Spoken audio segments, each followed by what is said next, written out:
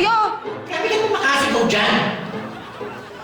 Dumating na yung dokumento ko galing sa statistics. Mali yung senomar ko. Paano mali? May asawa na naman ako!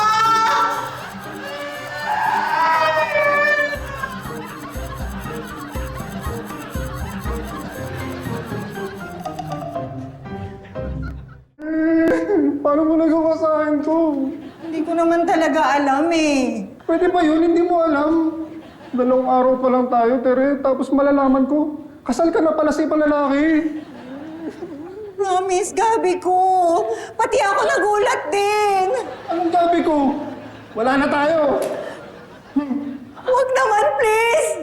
Gabi ko! Gabi ko! Grabe. Para tayong nanonood, no?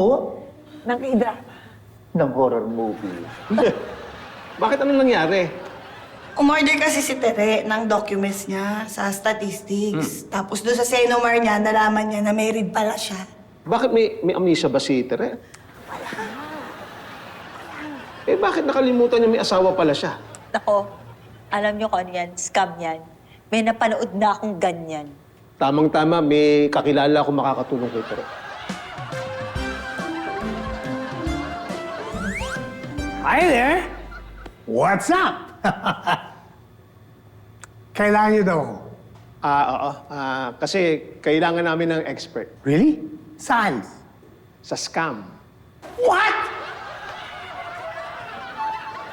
Sabagay. Thank you. Ko na. This is the type of scam used by illegal foreigners dito sa atin para makapagnegosyo sila dito sa Pilipinas. Kaya nagkukunwari sila, nakasal sila sa Pinay. Teka muna, paano nila nakuha yung personal information ni Tere? Eh, kasalanan niya rin kasi ito eh. At nakahilig kasi kung kani-kanino namimigay ng mga brochure na puno ng mga information niya kapag nagbebenta.